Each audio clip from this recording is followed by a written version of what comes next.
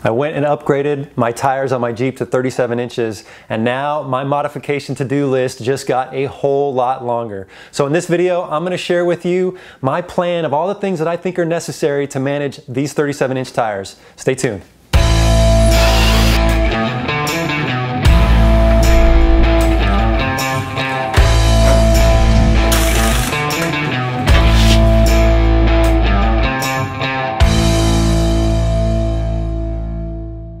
Hey, welcome to TrailRecon. I'm Brad, and if you've been following the channel for a while and watched the Baja Overland video, that was a great trip and an awesome video, and I'll leave a link in the description, guys. You go check that out. But you'll know that I had a little problem with some 35-inch tires that I was testing out. It was pretty unfortunate. Well, I got home, and a couple weeks later, I had a problem with another tire. So those tires had to go, and I called my good friends over at Northridge 4x4, and I said, hey, look, I've got to get some new tires. I got to get them on here now.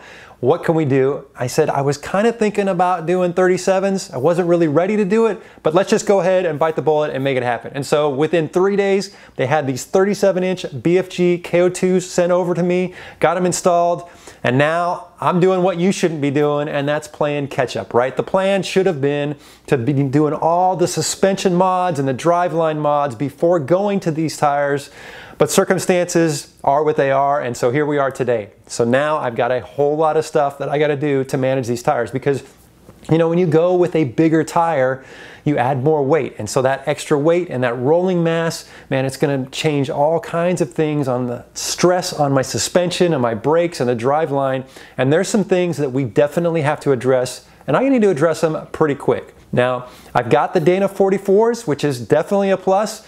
They're a very strong axle, which is very nice, and so far so good. I've been actually driving on these for about a month, and I've had them off-road twice. Very easy, not doing anything kind of crazy.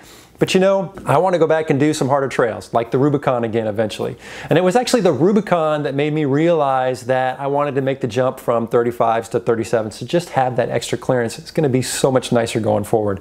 But let's talk right now, let's get into it about all the specific things that I'm going to plan on doing to make sure that I can get off the trail safely with these 37s. All right, first let's talk about my lift kit. I have the Rock Crawler Overland lift, and if you remember, it's got a 3.5-inch rise in the rear and a 2.5-inch lift in the front. And the reason for that is to compensate for all the extra weight that you take with you when you're out on long trail trips, you know, like the rooftop tent and refrigerator, all your tools, all that stuff. And when I've had the Jeep fully loaded out, I actually didn't see a whole lot of sag in the rear. It's actually held up pretty well. So what I did was ordered the 3.5-inch springs for the front and leveled it all out, and that's going to give me plenty of clearance for these tires. Now I did add a little bit extra to my bump stops just to make sure that the tires weren't hitting the fender. The kit originally came with 3 pucks. I put 2 on it initially and it was just fine, but now with the 37s I had to throw that 3rd one on there. But now we're good to go with lift, no issues, and of course my fenders are cut, which is nice, and so that gives us a lot of clearance for the wheels. So right now I'm good to go on that.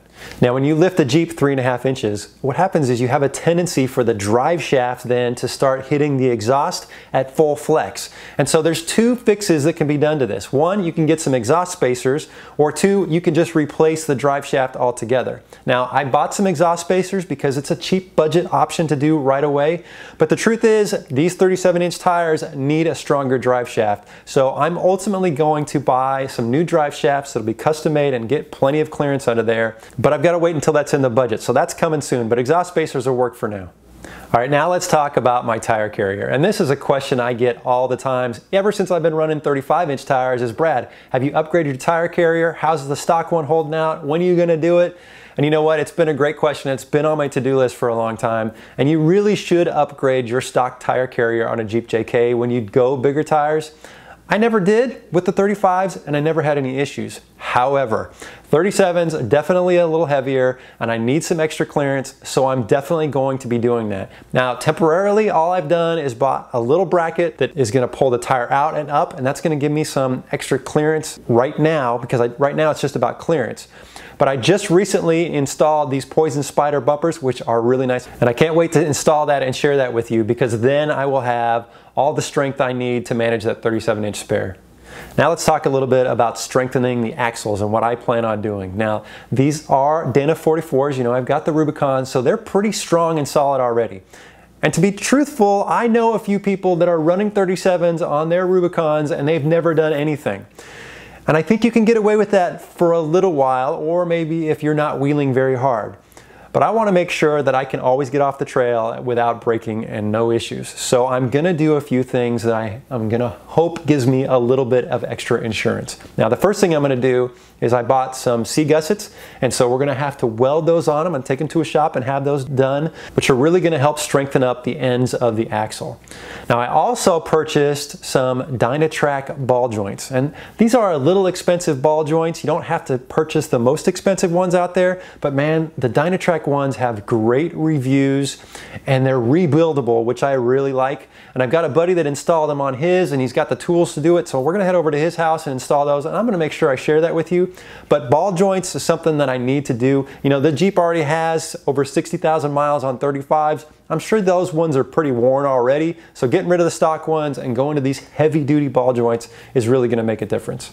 The next thing I'm going to be doing is I'm going to upgrade to some chromoly axles. Now, this is not a cheap upgrade. It's very expensive for the chromoly axles, but I do know a few folks that have broke the stock axles on 37-inch tires. So I'm not going to wait until I break. I'm going to go ahead and replace them now, and I'll just have the stock ones as a backup. Hopefully I won't need them, but look, we're talking about $1,000 for this upgrade, but I think it's an investment that's really kind of necessary when going with 37-inch tires.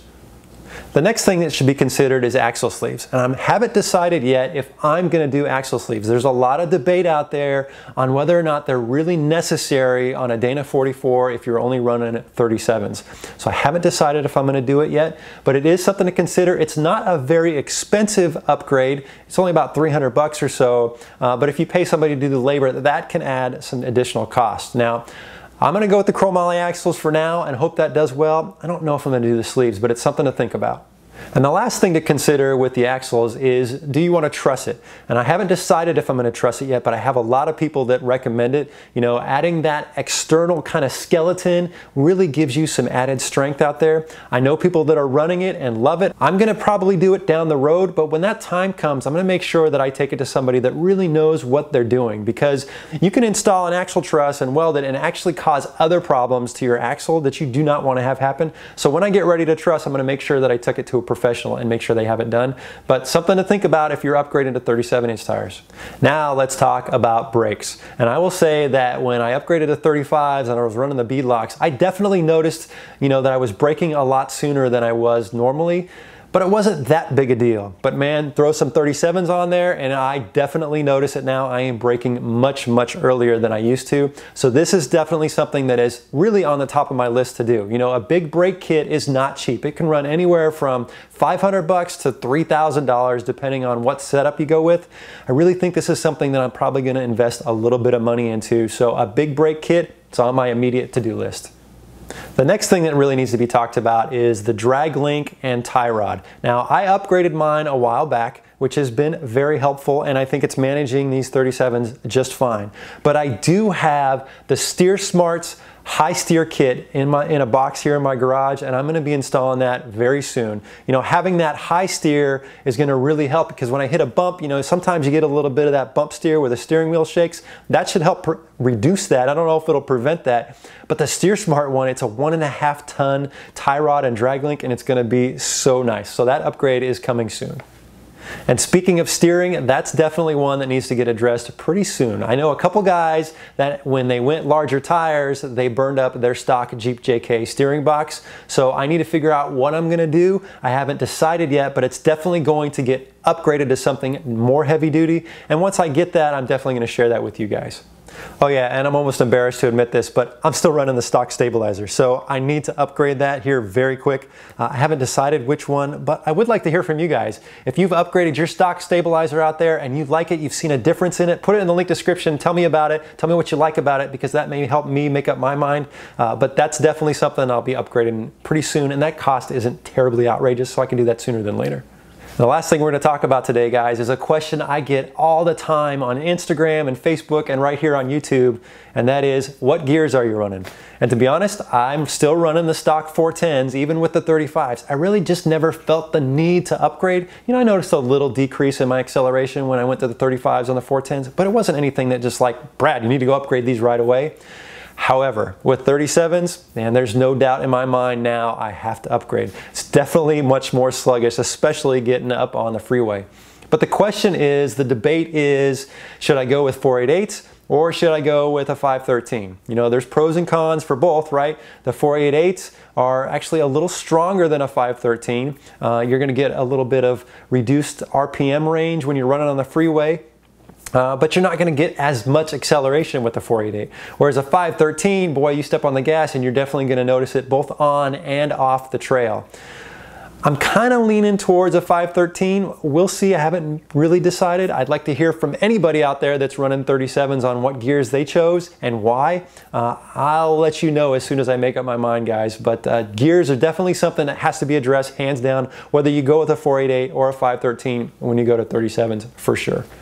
So that's a pretty long list of things that needs to get done. And I don't know if anybody's been out there with a calculator, but it's not cheap. All those upgrades are going to add up to quite a bit. So I'm not going to be able to do that right away. It's something I'm going to have to spread out over several months before I can get this all finished. It's just not in the budget right now. In the meantime, though, I think we're okay. I'm just going to be easy on the gas pedal and I'm not going to hit any massively hard trails. Now, I will say that going from a 35 to a 37, it's not necessary. But for me, after doing the Rubicon, man, hands down, I was decided that that's what I wanted to do. Having a bigger footprint, having that extra clearance really is gonna make a big difference when we're out running harder trails. So for me, this is an upgrade that's gonna be worth it in the long run. Now, if you've got questions about anything we talked about here, if you're running 37s or bigger tires and you've done an upgrade that I didn't mention, please mention that in the comments and share that with everybody. We'd love to hear about it. I hope you found this video informative, guys. I really appreciate everything. If you're visiting the channel for the first time, hit that subscribe button. I'd love to have you as a member of the TrailRecon team. Thanks for watching.